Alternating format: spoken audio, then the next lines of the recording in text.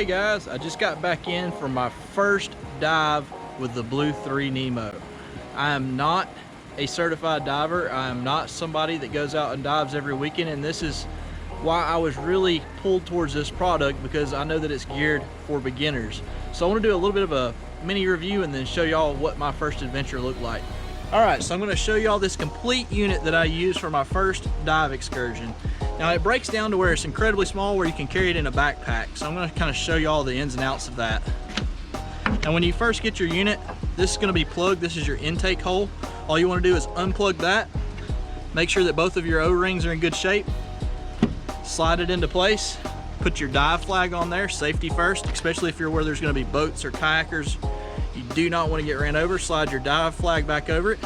Your cap right here, you can see it has 3 little notches on it that allows air to come back through it. You want to put that back on top of it, and the reason for that is that'll keep bugs out of there, dirt, grit, all that kind of fun stuff. Slide that back on top. Then over here on this side, I'll shift it around where you can see it. I still have my battery connected from where I was in the water last. I'll disconnect it where y'all can take a look at it. This is your full battery right here. Now one of these batteries will last you around an hour. Right here you have an indicator light. You can hold down the button right there. It'll tell you how much battery you have. Mine's red. That's because I used it for an hour and it's now dead. You want it to be all the way up here on this side and to be green so that you know that you're good to go. When you do install this battery and you put it in place, you're going to want the plug side to be to the right. Slide it in place once you have it connected, and as soon as you connect it, it turns on. There's no power on or power off. So once it's connected, I'll do that now. There's the noises. It goes doo-doo-doo-doo, let you know that you're good to go. Make sure that you got it nice and tight so that there'll be no water getting into that connector right there. And then what you want to do is check on your regulator and make sure that it's actually working. So this is a smart regulator. You have an on and off position. Flip it to the on position and you can press this button right here to make sure that it is ready to go. And you can hear that. That means you are 100% ready to roll. Now then, that noise that you hear every time you breathe in, you're gonna hear that right there. When you breathe out, no noise. In, that noise. When you're in the water, you really don't pay much attention to it. It's not as loud as it probably sounds on this particular video. On the bottom of this will be deflated. You're gonna wanna have this loose right here and pulled out to air it up, and then you just, about 4 or 5 breaths and it's filled up. Be sure to tighten that back so that it doesn't get compressed and all of the air leak out on you, and then your unit sinks to the bottom while you're diving. That is a worst case scenario, so make sure that you always screw that back into place where it's at. Now what I used while I was out was not just this unit. I got a nice tempered glass mask that has a GoPro mount. That's going to come in really handy to keep my hands free while I'm on the bottom, especially while I'm treasure hunting and looking for bottles or whatever may be at the bottom. So if you're going to do treasure hunting with them, I recommend getting a mask, especially if you're going to have a camera with a GoPro mount. Now then, last but not least of being incredibly important is your dive knife. Your dive knife is very important because you do not want to get to the bottom and get caught in an old trot line or a fishing line and not be able to get loose. This thing is going to be incredibly important, and you may not ever use it, but the day that you're going to need it will be the day that you don't have it. So always keep one of these on you.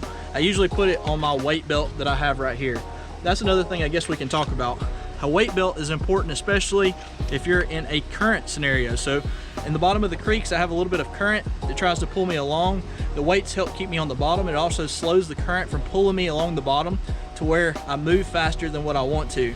This is about 10 pounds, and I actually moved a bit faster than what I wanted to. So I'm gonna actually add probably another 4 or 5 pounds next time I go to keep me on the bottom, keep me steady, and to keep me from floating away. So a couple of questions you may have, one of which, where can I find one of these units? Well, I have a link below in the description. If you use that, I will get a kickback for the channel. So if you are interested in one of these units, I encourage you to use that link. The second question you may have is, how deep can I actually go with one of these?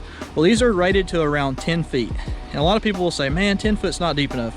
Well, for me, that's about as deep as I want to go, especially in these rivers and creeks around here. I'm not the most experienced diver, so this unit works out extremely well for me. I don't need to go any deeper than that. They are working on a prototype unit now that's going to allow you to go to 25 or 30 feet. That's a long ways, but that's also a lot of extra cable that may get hung on something. So that's for the more experienced divers for sure. Now let me show y'all my first excursion with this and show y'all how it worked for me.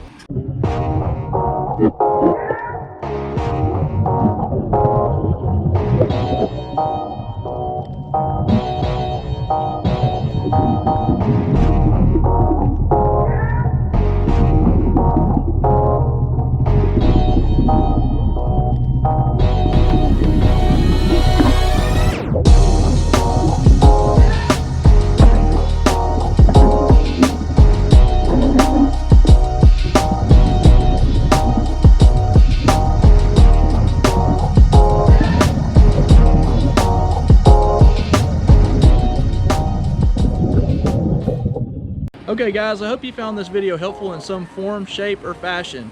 I wanted to show y'all a brief setup review on this, and like I said, I can't speak highly enough of it. I really enjoyed the product for the little bit of time that I used it.